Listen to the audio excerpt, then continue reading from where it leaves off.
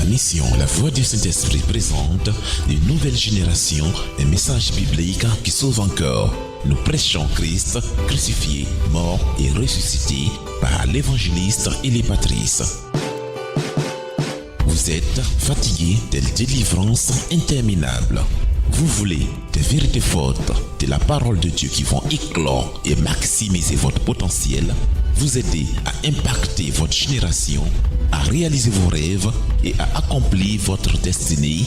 Voici des messages précieux qui changeront votre vie à jamais par l'évangéliste Élie Patrice du ministère d'Élie et de la mission La Voix du Saint-Esprit. L'évangéliste Élie Patrice est diplômé de licence Bible and Theology de Two Witness Ministries des États-Unis. Il a aussi un diplôme d'évangélisation et d'équipement de ministère de la Mission internationale d'évangélisation de France. Il exerce le ministère comme missionnaire évangéliste, maître de conférences à travers des séminaires de formation, d'impact, de renforcement des capacités, des croisades, des retraites spirituelles et des publications d'ouvrages à succès. Préparez-vous donc pour la transformation. Préparez-vous pour une vie victorieuse. Votre degré de connaissance de la vérité déterminera votre degré de liberté et de réussite dans la vie. Votre situation dépend de l'enseignement que vous recevrez et qui moule votre mentalité. C'est l'ignorance qui prolonge les souffrances. Que Dieu vous bénisse.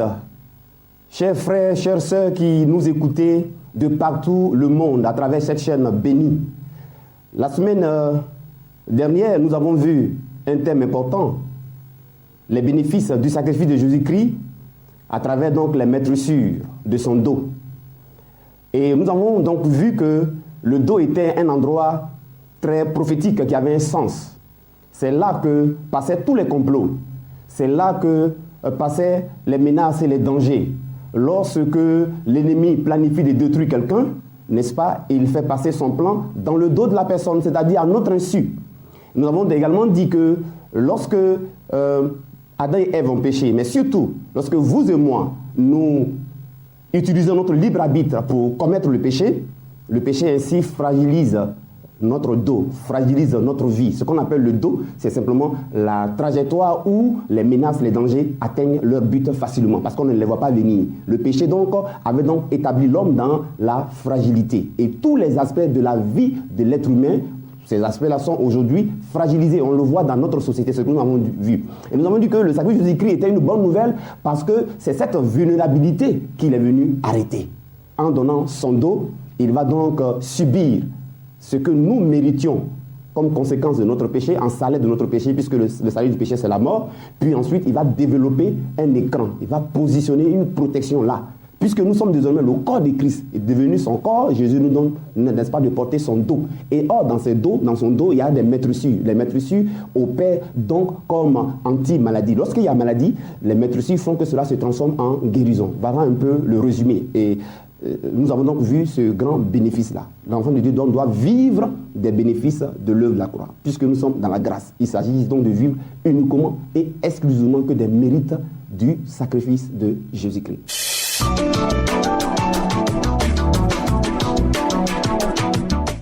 Aujourd'hui, le deuxième thème que nous allons aborder, ce sont les bénéfices du sacrifice de Jésus-Christ, mais cette fois-ci au niveau de la sueur de son visage qui a été changé en grumeaux de sang.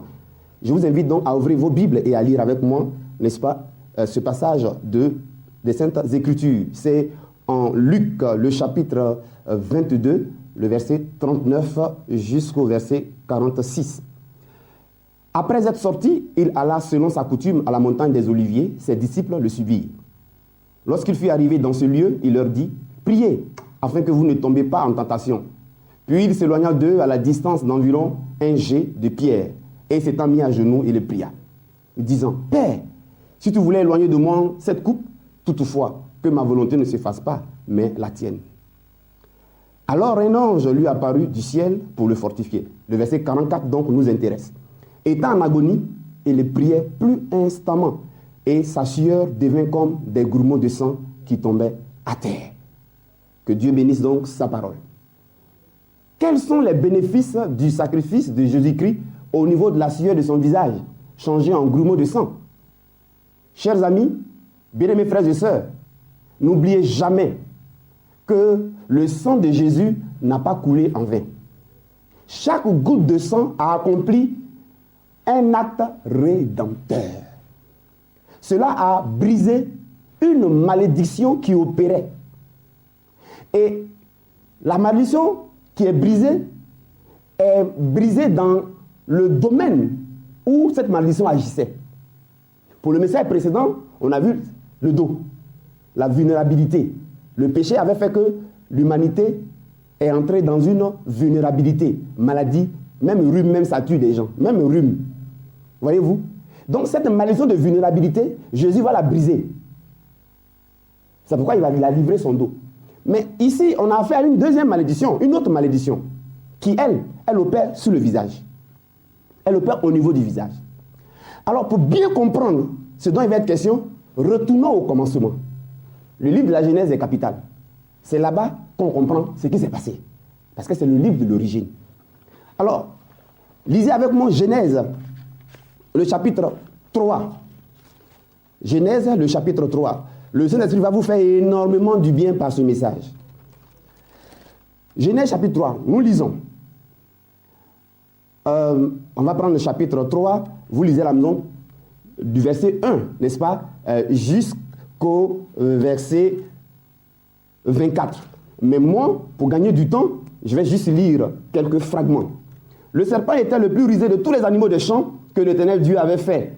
Il dit à la femme, Dieu t'a-t-il réellement dit, vous ne mangerez pas de tous les arbres du jardin? La femme répondit au serpent, nous mangeons du fruit des arbres du jardin. Mais quant au fruit de l'arbre qui est au milieu du jardin, Dieu a dit, vous n'en mangerez point. Et vous n'y toucherez point, de peur que vous ne mouriez. Alors le serpent dit à la femme, vous ne mourrez point, mais Dieu sait que le jour où vous en mangerez, vos yeux s'ouvriront et que vous serez comme des dieux, connaissant le bien et le mal. La femme vit que l'arbre était bon à manger et agréable à la vue et qu'il était précieux pour ouvrir l'intelligence. Elle prit de son fruit et en mangea. Elle en donna aussi à son mari qui était auprès d'elle et il en mangea. Voilà le péché. Dès que l'acte du péché a été commis, voilà une conséquence qui va frapper le visage. Qui va frapper le visage de quiconque pêche aussi. Qui va frapper le visage de l'humanité. Parce que chaque chose dans la vie a un visage. Lorsqu'on voit un foyer, on dit, le visage de ce mari là, c'est pas bon d'être. Ou bien le visage de ce travail là, c'est pas bon. Chaque chose dans la vie a un visage. Tout comme chaque chose a un dos. Alors, on va voir donc la conséquence qui va donc frapper le visage de l'humanité. Frapper le visage d'Adam, frapper le visage d'Ève, frapper le visage de quiconque pêche, de toi qui pêche et qui continue encore à pêcher. Il y a quelque chose qui frappe ton visage, tu ne sais pas pourquoi. Mais aujourd'hui, tu vas comprendre. Alors, les yeux de l'un et de l'autre s'ouvrirent, ils connurent qu'ils étaient nus et ayant cousu des feuilles de figuier, ils s'enfuirent des ceintures. Alors ils entendirent la voix de l'Éternel Dieu qui parcourait le jardin vers le soir et l'homme et sa femme se cachaient loin de la face de l'Éternel Dieu au milieu des arbres du jardin. Regardez cette conséquence-là. Regardez cette conséquence-là. Verset 17. Il dit à l'homme, puisque tu as écouté la voix de ta femme et que tu as mangé de l'arbre au sujet duquel il t'avait donné cet ordre, tu n'en mangeras point. Le sol sera maudit à cause de toi. C'est à force de peine que tu en tireras ta nourriture tous les jours de ta vie.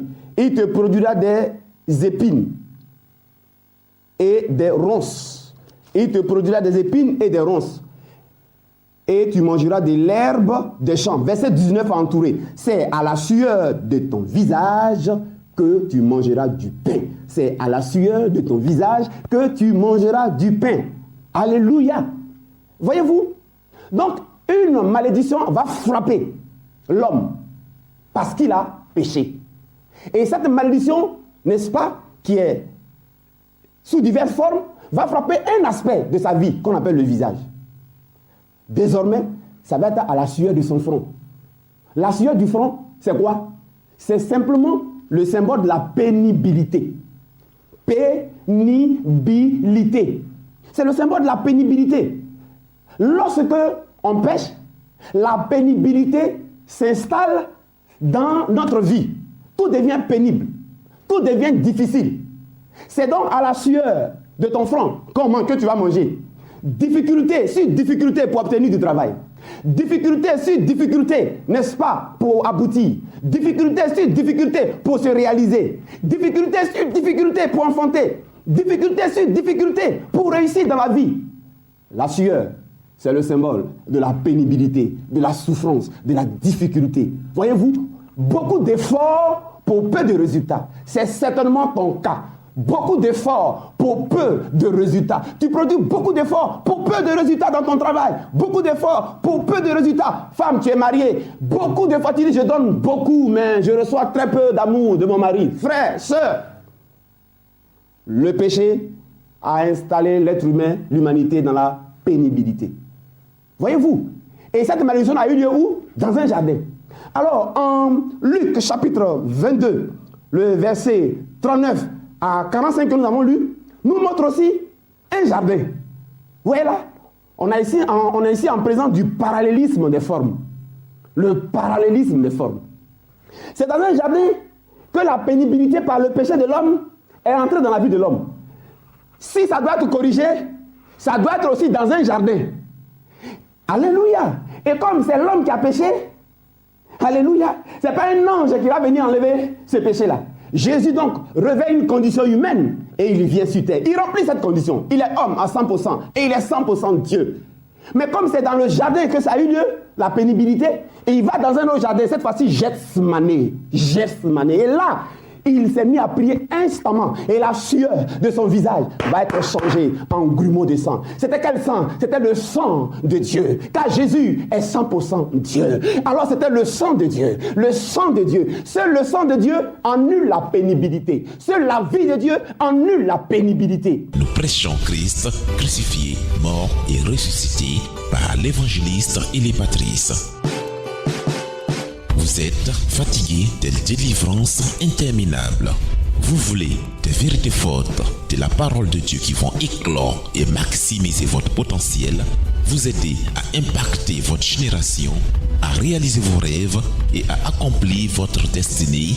Voici des messages précieux qui changeront votre vie à jamais par l'évangéliste Élie Patrice du ministère d'Élie et de la mission La Foi du Saint-Esprit. L'évangéliste Élie Patrice est diplômé d'une licence Bible and Theology de Two Witness Ministries des États-Unis. Il a aussi un diplôme d'évangélisation et d'équipement de ministère de la Mission internationale d'évangélisation de France. Il exerce le ministère comme missionnaire évangéliste, maître de conférences à travers des séminaires de formation, d'impact, de renforcement des capacités, des croisades, des retraites spirituelles et des publications d'ouvrages à succès. Préparez-vous donc pour la transformation. Préparez-vous pour une vie victorieuse. Votre degré de connaissance de la vérité déterminera votre degré de liberté et de réussite dans la vie. Votre situation dépend de l'enseignement que vous recevrez et qui moule votre mentalité. C'est l'ignorance qui prolonge les souffrances.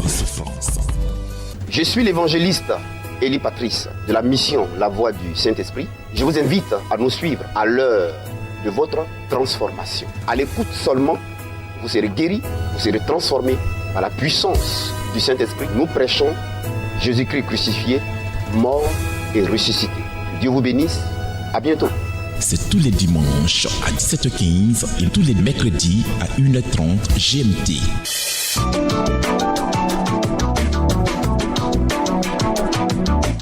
Là, dans ce jardin d'Éden, lorsque la sueur de son visage s'est changée en grumeaux de sang, il était en train de briser la pénibilité dans la vie de quiconque mettrait leur confiance en lui. Dans la vie de quiconque, de tout foyer, de tout travail, de toute activité, de tout ministère, de tout ministre, de toute activité, mettrait sa confiance dans son sacrifice.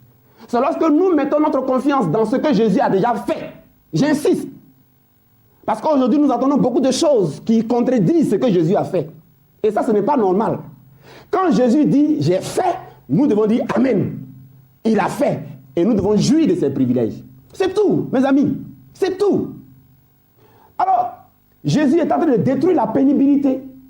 Il a brisé la pénibilité dans la vie de l'enfant de Dieu qui croit en son sacrifice. Il a brisé la pénibilité. Cette pénibilité, c'est ce qu'il est en train de détruire. Alléluia. C'est ce qui est en train de détruire. Bien-aimés frères et bien-aimés sœurs. Ce qui fait que dorénavant, mes amis, ça ne veut pas dire qu'on n'aura pas de difficultés. Voyez-vous, mais la difficulté ne va pas, n'est-ce pas, nous écraser comme ça écrase les autres, comme ça écrase ceux qui n'ont pas confiance dans l'œuvre de la croix, ceux qui n'ont pas confiance dans le sacrifice de Jésus-Christ. Eux, la pénibilité là, les écrase. On voit les gens qui ont connu la sommité, qui ont connu la gloire, mais aujourd'hui, excusez-moi, ils sont l'ombre d'eux-mêmes. On parle d'eux au passé. Quand ils parlent d'eux, ils disent avant j'avais l'argent, avant j'étais ceci, mais maintenant tu es devenu quoi? Voyez-vous, mais nous qui avons notre confiance en Christ, il retire le pauvre du fumier et il le fait asseoir à la table des grands. Il a détruit la pénibilité. Désormais, c'est lorsque nous sommes en relation avec lui, avec le Saint-Esprit, dans notre communion avec lui, le Saint-Esprit nous suggère une idée, il nous communique une pensée. Et lorsqu'on suit cette pensée, alors on a le succès. Voyez-vous? Donc ce n'est plus par pénibilité, mais c'est par révélation du Saint-Esprit que nous réussissons dans nos affaires, nous aboutissons dans notre foyer, dans notre mariage, dans nos activités. Pourquoi? Parce que le Saint-Esprit est là et il nous communique la voie à suivre. Il dit, je serai derrière toi, la voie qui te dira, voici le chemin, marche-y. L'Éternel est notre berger. Il nous conduit dans les sentiers de la justice, dans les verts pâturages, frère.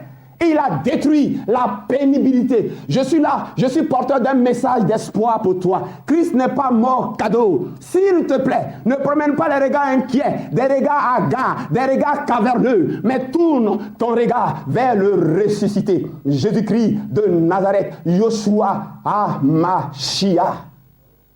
Lorsque tu mettras ta confiance dans ce qu'il a accompli là, Gethsémané, la pénibilité va s'arrêter. C'est alors que la pénibilité s'arrête. On a des preuves bibliques. Esther, encore cet exemple. Dans le livre d'Esther, au chapitre 2 et chapitre 3. Voici Esther, elle est étrangère. Ce n'est pas dans son pays. Le roi a congédié son épouse Vashti sous l'effet de l'alcool. Ayant congédié Vashti, l'alcool ayant fini son effet, le roi il retrouve dans ses esprits. Il dit, où est ma femme? On dit, mais tu l'as renvoyée? Il dit, non, il cherchait ma femme. On dit, non, selon la loi des Mèdes et des Perses, un décret, c'est un décret, il est irrévocable. Roi, il faut, tu es le roi, tu peux chercher une autre femme, apprendre une autre femme dans ton royaume. Ils vont donc organiser un recrutement dans tout le royaume pour chercher une femme au roi, parce que c'est le roi, c'est pas n'importe qui, cher ami.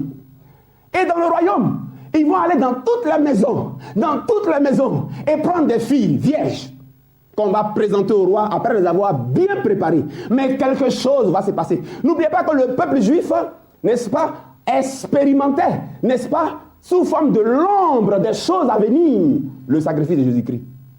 L'agneau pascal, la Pâque immolée, Christ notre Pâque.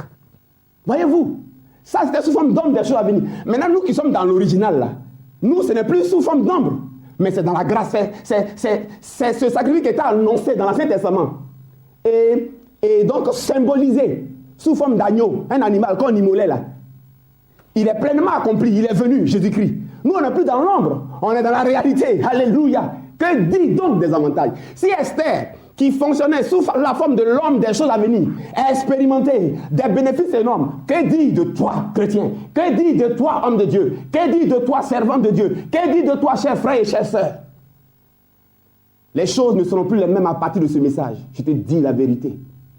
Et alors, qu'est-ce qui va se passer? La faveur qui est attachée désormais sur notre visage va opérer. Jésus a brisé la pénibilité et il a remplacé cela par la faveur. C'est pour ça qu'il est écrit, le bonheur et la grâce nous accompagneront tous les jours de la vie. Ce n'est pas nous qui poursuivons mais la bénédiction, mais c'est la bénédiction qui nous poursuit. Où il est même, la bénédiction nous cherche. Et c'est comme ça que ça a cherché Esther. Esther n'a pas dit qu'elle va être reine. La bénédiction l'a cherché. La faveur était sur elle. La faveur, les gardes sont rentrés dans la maison de Mardochée. Et Mardochée avait caché en temps sa fille. Ils sont rentrés dans le trou où on a caché Esther et ils ont sorti Esther. Frère, par cet écoulement du sang de Jésus-Christ, la sueur de son visage changé en grumeau de sang. C'est la faveur qui est sur ton visage. C'est la faveur qui est sur le visage de ton foyer. C'est la faveur qui est sur le visage de ton mariage. C'est la faveur qui est sur le visage de ton travail. C'est la faveur qui est sur le visage de ton nom. C'est la faveur qui est sur le visage de ta destinée. C'est la faveur qui est sur le visage de ton étoile. Alléluia. Je suis saisi par l'Esprit de Dieu. Je te dis la vérité. Et Esther va être portée devant le roi. Regardez, la faveur va opérer. Une étrangère en plus. Esther a été choisie. La Bible dit, lorsqu'on l'a présenté, l'eunuque même là, c'est Esther même qui l'a apprécié. L'eunuque. Mais encore, le roi a choisi Esther. Qu'est-ce qui agissait? C'est la faveur. Désormais, frère, lorsque tu comprends ce bénéfice, la création se met à travailler et fait travailler la faveur. Je vous ai dit, ce n'est pas quand tu vas jeûner, mais il faut jeûner. Ce n'est pas quand tu vas prier, il faut prier. Mais quand tu jeûnes, il faut jeûner sur la base de tes bénéfices. Quand tu pries, prie sur la base de tes bénéfices. Quand tu combats spirituellement, combat sur la base de tes bénéfices. C'est alors que le code sera dévoilé. La création te reconnaîtra car elle attend la manifestation des fils de Dieu. Qui sont ces fils de Dieu? C'est ceux qui ont compris leur identité, ceux qui ont compris chaque bénéfice de l'œuvre de la croix. Mon épouse, lorsqu'elle amène les enfants à l'école, dans la voiture, il y a un embouteillage monstre. Policier quitte là-bas. Il arrête ma femme. Il dit, madame, vous allez où? Elle dit, je vais dans cette direction. Il enlève toutes les autres voitures, elle seule, et il la fait passer. Normalement, les autres voitures doivent la suivre. Quand les autres voitures veulent la suivre, il dit non, vous bloquez. Et puis c'est elle ceux qui passent. Tout le temps, mes amis, oui, la faveur est dans notre vie. Alléluia, c'est un beau message. Voilà un bénéfice avec lequel il faut vivre. Il faut dormir avec ça. Il faut te réveiller avec ça. Il faut manger avec ça. Désormais, quand il y a une difficulté, présente-lui tes bénéfices. Quand il y a un obstacle, présente-lui tes bénéfices. Présente-lui tes bénéfices. C'est là qu'il va t'obéir. Hein. Sinon, il ne t'obéira pas. Il ne reconnaît pas les clandestins. Il reconnaît les héritiers. Un héritage, on en jouit. Présente ton héritage. Montre ta carte d'identité. Désormais, alléluia. Quand moi je me réveille, je dis, la sueur de Jésus, transformée en grumeau de sang, qui a coulé de son visage, fait que j'ai désormais le visage de tous les aspects de ma vie dans la grâce et la faveur. Je n'ai plus d'efforts à faire pour être favorable partout où je me trouve et dans tout ce que j'entreprends. Pourquoi? Parce que mon visage porte la marque de la faveur. Mon existence est inscrite dans la faveur et la grâce. Et toute la création visible comme invisible, mais favorable. Ceci est aussi ton bénéfice. Que Dieu te bénisse. Et toi qui m'as écouté, tu peux donc me joindre. Vous pouvez nous appeler à l'adresse qui, n'est-ce pas, passe au bas de l'écran. Ces messages sont dans des livres, dans des CD. Vous pourrez également vous procurer cela et Dieu vous fera du bien. Il est important de comprendre que Jésus nous a acquis des bénéfices. C'est au passé et ces bénéfices sont actuels. Il faut donc en vivre. Il faut vivre avec cela. Lorsque la difficulté vient, en fait, elle est en train de poser une question. Qui es-tu? Clandestin ou héritier? C'est tout. Toi, tu réponds quoi? Je suis héritier. Par quoi? Déclare simplement tes bénéfices. Montre tes privilèges. Alors elle dira à la difficulté, monsieur, je suis au garde de vous. Je suis prêt pour vous servir. Et alors vous passerez. Votre vie ne sera plus la même. Que Dieu vous bénisse. À bientôt. Vous avez besoin de savoir la vérité au sujet de ce que Jésus a déjà fait pour vous à la croix. Et lorsque vous la savez, demeurez dans la vérité comprise malgré les signes contraires. Restez dans cette vérité. Continuez de demeurer dans vos bénéfices du sacrifice de Jésus-Christ jusqu'à devenir un avec la vérité comprise. Désormais, parlez, pensez et priez sur cette base. Vivez avec, pensez tout avec, alors toute la création se mettra à travailler pour vous. Le bonheur et la grâce vous accompagneront alors tous les jours de votre vie. Si vous avez des questions spirituelles, des besoins de prière ou même si vous avez besoin de conseils spirituels, n'hésitez pas à nous contacter dès aujourd'hui à l'adresse suivante: l'évangéliste Élie Patrice, plus 225 le 22 42 31 36 ou le 57 34 64 25. Contactez-nous à l'adresse suivante: elipatrice596@yahoo.fr. Que Dieu vous bénisse. Désormais, vous pouvez suivre l'homme de Dieu sur Béni TV tous les dimanches à 17h15 et tous les mercredis à 1h30 GMT.